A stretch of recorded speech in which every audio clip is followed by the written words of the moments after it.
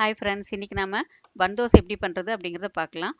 இதுக்கு வந்து மாவு வந்து முன்னாடியே அரைச்சி புளிக்க வைக்கணும் அவசியம் இல்லை. உடனே அரைச்சி உடனே பண்ணிடலாம். பாருங்கள், எப்போ சூப்பர் சாஃப்டாக இருக்குது பாருங்கள்.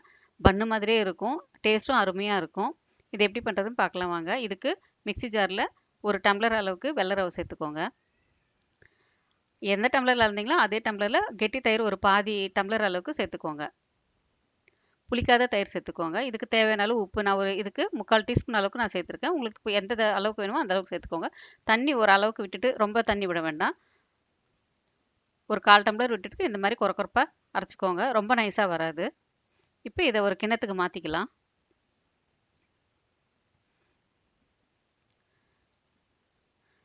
லேசாக வந்து தண்ணி விட்டு வேணால் கலந்து கழுவி ஊற்றிக்கோங்க. ரொம்ப தண்ணி விட வேண்டாம்.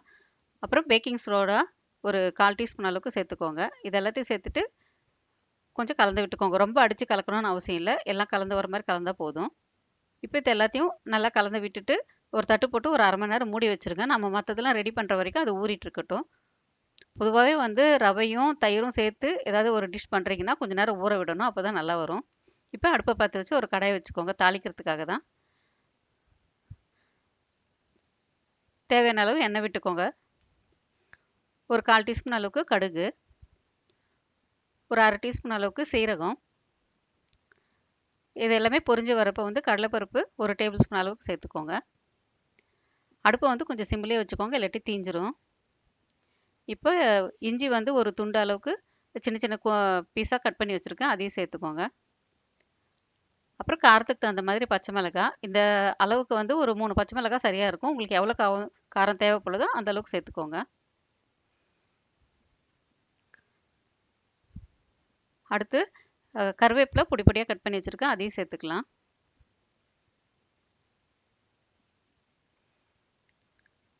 இப்போ இது எல்லாத்தையுமே கலந்து விட்டுட்டு அடுத்து வந்து ஒரு 2 பெரிய வெங்காயம் பொடி பொடியாக கட் பண்ணி வச்சுருக்கேன், அதையும் சேர்த்துக்கலாம். வெங்காயம் வந்து ரொம்ப ப்ரௌனாக ஆகணும்னு அவசியம் இல்லை. லேசாக கலர் மாறுற அளவுக்கு இருந்தால் போதும்.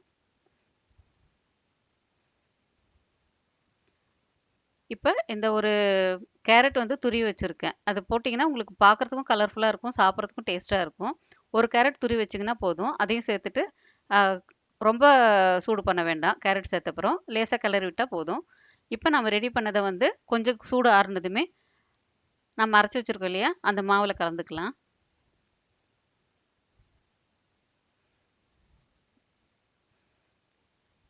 எல்லாத்தையும் ஒன்றா சேர்த்துட்டு ரொம்ப அப்படியே வந்து நல்லா எல்லாம் கலந்து வர மாதிரி கலந்திங்கன்னா போதும். அப்புறம் பொடியாக நறுக்கி வச்ச மல்லித்தழை அதையும் சேர்த்துக்கோங்க. இப்போ பார்க்குறதுக்கே உங்களுக்கு கலர்ஃபுல்லாக இருக்கும் பாருங்கள், ஆரஞ்சு பச்சை எல்லாமே கலந்த மாதிரி.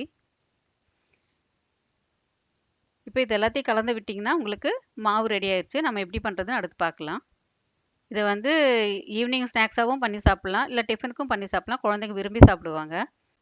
இப்போ அடுப்பை பற்ற வச்சு இந்த மாதிரி தாளிக்கிற கரண்டி, குழியாக இருக்கிற கரண்டி வச்சுக்கோங்க. அப்போ தான் வந்து பன் தோசைக்கு கரெக்டாக இருக்கும். எண்ணெய் கொஞ்சம் தாராளமாகவே விடுங்க, ஒரு டேபிள் ஸ்பூன் அளவுக்கு விடுங்க. இப்போ நம்ம ரெடி பண்ணி வச்சுருக்கிற மாவு வந்து ஒரு பெரிய கரண்டி அளவுக்கு விட்டுட்டு ஒரு பக்கம் செவந்த அப்புறம் நிதானமாக திருப்புங்க. உடனே வந்து திருப்ப வேண்டாம், மாவு வந்து தனித்தனியாக பிரிஞ்சு வந்துடும். இப்போ ஒரு பக்கம் செவந்தாச்சு, நிதானமாக திருப்பி விடுங்க. கொஞ்சம் பார்த்தீங்கன்னா குழிப்பணியாரம் மாடலில் தான் வரும், ஆனால் மாவு மட்டும் கொஞ்சம் வித்தியாசமாக இருக்கும்.